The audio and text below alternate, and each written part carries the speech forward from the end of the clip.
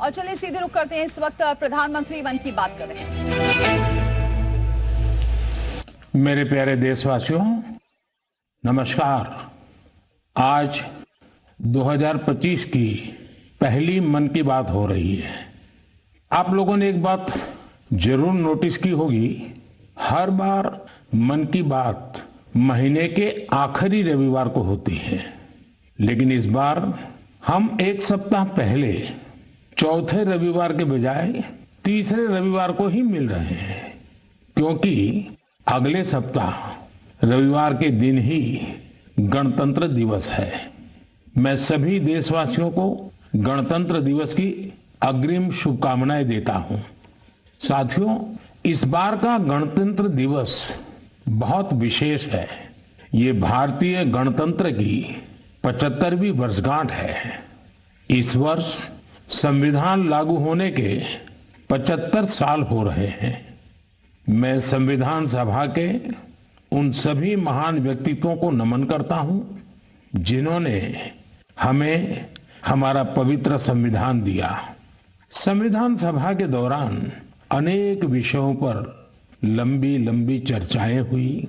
वो चर्चाएं संविधान सभा के सदस्यों के विचार, उनकी वो वाणी हमारी बहुत बड़ी धरोहर है। आज मन की बात में मेरा प्रयास है कि आपको कुछ महान नेताओं की ओरिजिनल आवाज सुनाऊं। साथियों, जब संविधान सभा ने अपना काम शुरू किया तो बाबा साहब आम्बेडकर ने परस्पर सहयोग को लेकर एक बहुत महत्वपूर्ण बात कही थी। उनका ये संबोधन इंग्लिश में है, मैं उसका एक अंश आपको सुनाता हूं। So far as the ultimate goal is concerned, I think none of us need have any apprehensions. None of us need have any doubt. But my fear, which I must express clearly, is this. Our difficulty, as I said, is not about the ultimate future.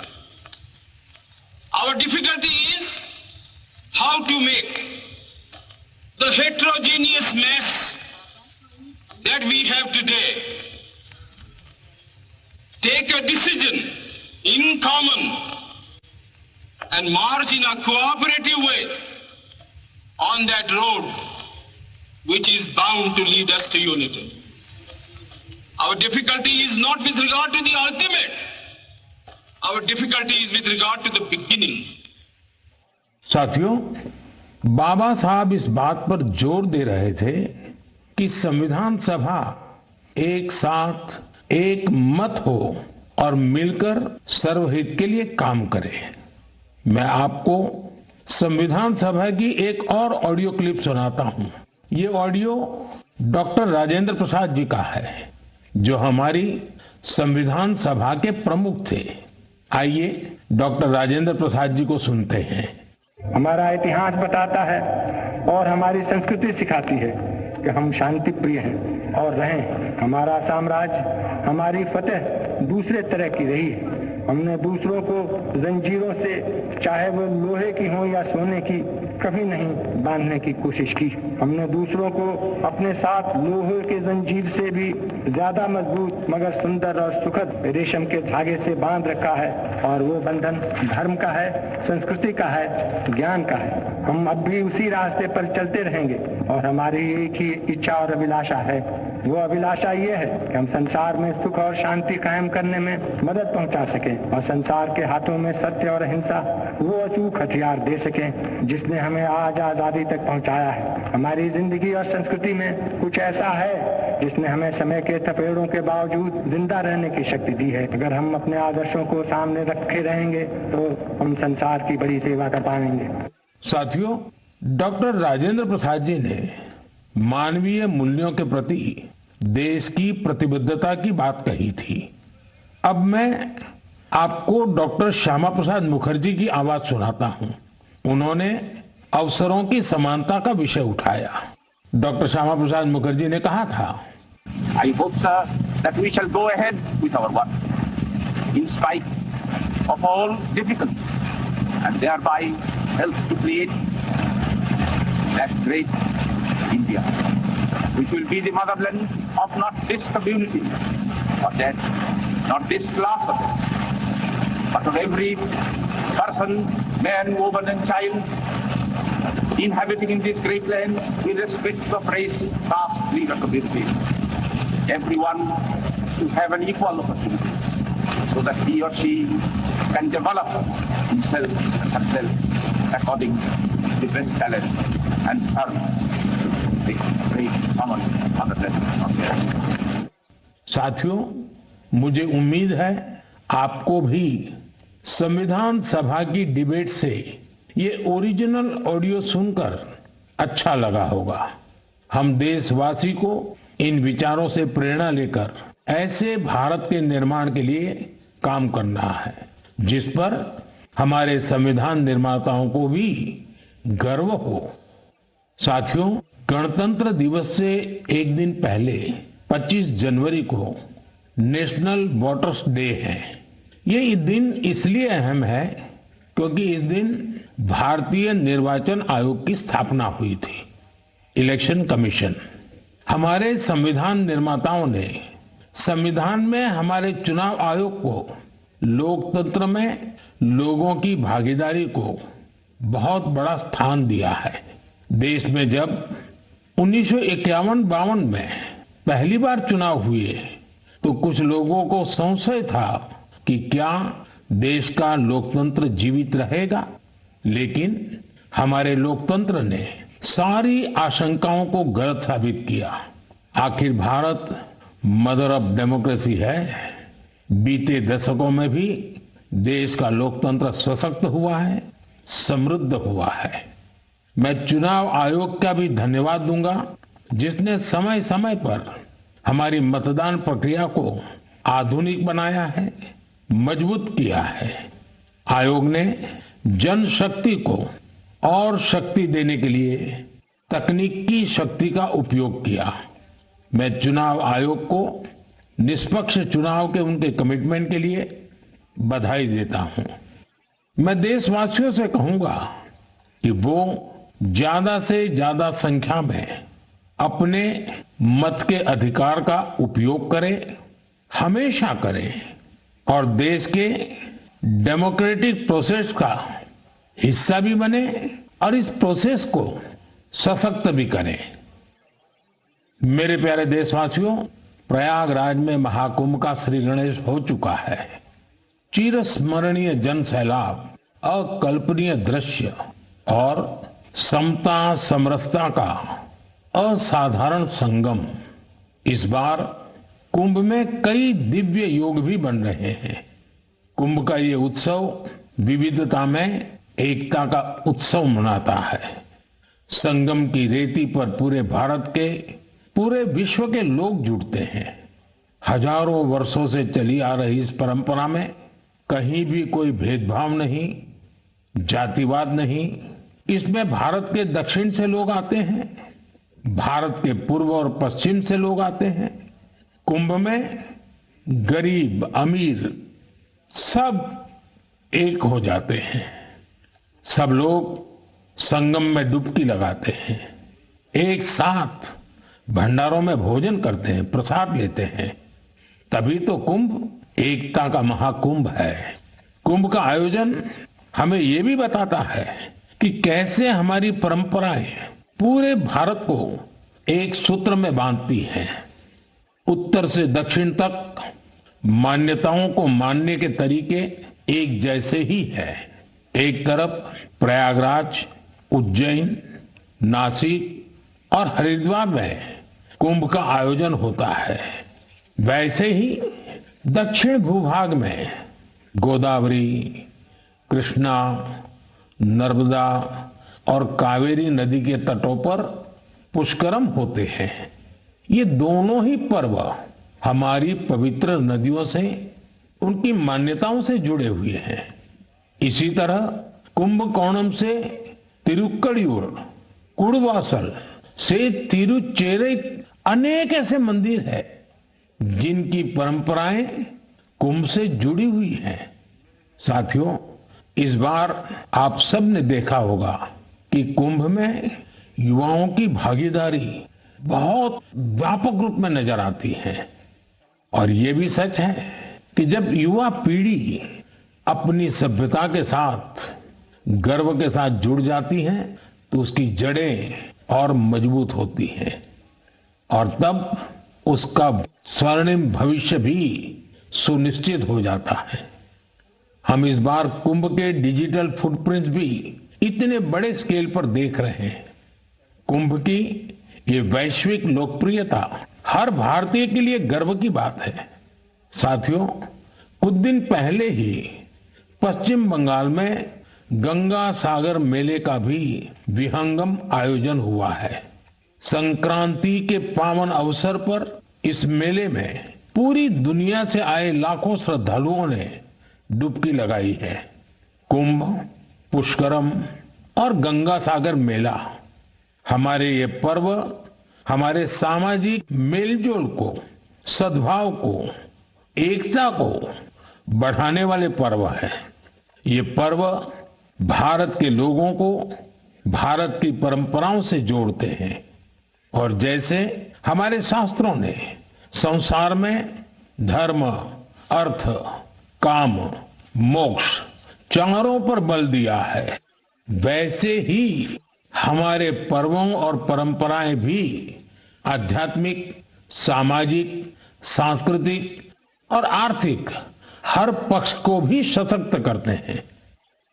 साथियों, इस महीने हमने पौष शुक्ल द्वादशी के दिन रामलला के प्राण प्रतिष्ठा पर्व की पहली वर्षगांठ मनाई है। इस साल पौष शुक्ल द्वादशी 11 जनवरी को पड़ी थी। इस दिन लाखों राम भक्तों ने अयोध्या में रामलला के साक्षात दर्शन कर उनका आशीर्वाद लिया। प्राण प्रतिष्ठा की ये द्वादशी भारत की सांस्कृतिक चेतना की पुनः प्रतिष्ठा की द्वादशी है। इसलिए पौष शुक्ल द्वादशी का ये दिन एक तरह से प्रतिष्ठा द्वादशी का दिन भी बन गया है। हमें विकास के रास्ते पर चलते हुए ऐसे ही अपनी विरासत को भी सहेजना है, उनसे प्रेरणा लेते हुए आगे बढ़ना है। मेरे प्यारे देशवासियों, 2025 की शुरुआत में ही भारत ने अंतरिक्षीय क्षेत्र में कई ऐतिहासिक उपलब्धियां हासिल की हैं। आज मुझे ये बताते हुए गर्व है कि एक भारतीय स्पेस टेक स्टार्टअप बेंगलुरु के पिक्सेल ने भारत का पहला निजी सैटेलाइट कॉन्स्टेलेशन फायरफ्लाई सफलतापूर्वक लॉन्च किया है। यह सैटेलाइट कॉन्स्टेलेशन दुनिया का सबसे high resolution hyper spectral satellite constellation है। इस उपलब्धि ने न केवल भारत को आधुनिक स्पेस टेक्नोलॉजी में अग्रणी बनाया है, बल्कि यह आत्मनिर्भर भारत की दिशा में भी एक बड़ा कदम है।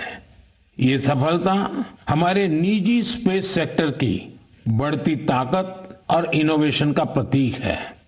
मैं इस उपलब्धि के लिए पिक्सेल की टीम, इसरो और इन स्पेस को पूरे देश की ओर से बधाई देता हूं। साथियों, कुछ दिन पहले हमारे वैज्ञानिकों ने स्पेस सेक्टर में ही एक और बड़ी उपलब्धि हासिल की।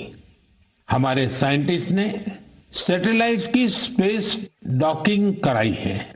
जब अंतरिक्ष में 2 स्पेस क्राफ्ट कनेक्ट किए जाते हैं तो इस प्रक्रिया को स्पेस डॉकिंग कहते हैं। यह तकनीक अंतरिक्ष में स्पेस स्टेशन तक सप्लाई भेजने और क्रू मिशन के लिए अहम है। भारत ऐसा चौथा देश बना है जिसने ये सफलता हासिल की है। साथियों, हमारे वैज्ञानिक अंतरिक्ष में पौधे उगाने और उन्हें जीवित रखने के प्रयास भी कर रहे हैं। इसके लिए इसरो के वैज्ञानिकों ने लोबिया के बीज को चुना। 30 दिसंबर को भेजे गए ये बीज अंतरिक्ष में ही अंकुरित हुए। ये एक बेहद प्रेरणादायक प्रयोग है जो भविष्य में स्पेस में सब्जियों उगाने का रास्ता खोलेगा। ये दिखाता है कि हमारे वैज्ञानिक कितनी दूर की सोच के साथ काम कर रहे हैं। साथियों, मैं आपको एक और प्रेरणादायक पहल के बारे में बताना चाहता हूं। आईआईटी मद्रास का एक्सटेम केंद्र अंतरिक्ष में मैन्युफैक्चरिंग के लिए नई तकनीकों पर काम कर रहा है। ये केंद्र अंतरिक्ष में 3D printed buildings, metal forms और ऑप्टिकल फाइबर जैसे तकनीकों पर रिसर्च कर रहा है। ये सेंटर बिना पानी के कंक्रीट निर्माण जैसी क्रांतिकारी विधियों को भी विकसित कर रहा है। एक्सटेम की ये रिसर्च भारत के गगनयान मिशन और भविष्य के स्पेस स्टेशन को मजबूती देगी। इससे मैन्युफैक्चरिंग में आधुनिक टेक्नोलॉजी के भी नए रास्ते खुलेंगे। साथियों, ये सभी उपलब्धियां इस बात का प्रमाण है कि भारत के वैज्ञानिक और इनोवेटर्स भविष्य की चुनौतियों का समाधान देने के लिए कितने विजनरी हैं। हमारा देश आज स्पेस टेक्नोलॉजी में नए कीर्तिमान स्थापित कर रहा है। मैं भारत के वैज्ञानिकों, इनोवेटर्स और युवा उद्यमियों को पूरे देश की ओर से शुभकामनाएं देता हूं। मेरे प्यारे देशवासियों, आपने कई बार इंसानों और जानवरों के बीच गजब की दोस्ती की तस्वीरें देखी होगी। आपने जानवरों की वफादारी की कहानियां सुनी होगी। जानवर पालतू हो या जंगल में रहने वाले पशु, इंसानों से उनका नाता कई बार हैरान कर देता है। जानवर भले बोल नहीं पाते, लेकिन उनकी भावनाओं को, उनके हाव भाव को इंसान भली भांति भांप लेते हैं।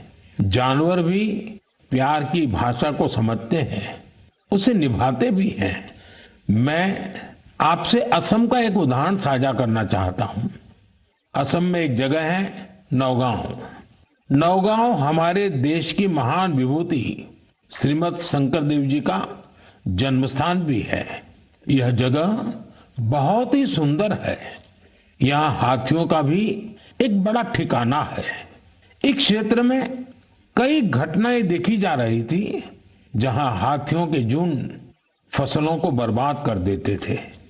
किसान परेशान रहते थे, जिससे आसपास के करीब 100 गांवों के लोग बहुत परेशान थे। लेकिन गांव वाले हाथियों की भी मजबूरी समझते थे। उन्हें पता था कि हाथी भूख मिटाने के लिए खेतों का रुख कर रहे हैं, इसलिए गांव वालों ने इसका समाधान निकालने की सोची। गांव वालों की एक टीम बनी जिसका नाम था हाथी बंधु। हाथी बंधुओं ने सूझबूझ दिखाते हुए करीब 800 बीघा बंजर भूमि पर एक अनूठी कोशिश की। यहां गांव वालों ने आपस में मिलजुल कर नेपियर ग्रास लगाई। इस घास को हाथी बहुत पसंद करते हैं। इसका असर यह हुआ कि हाथियों ने खेतों की ओर जाना कम कर दिया।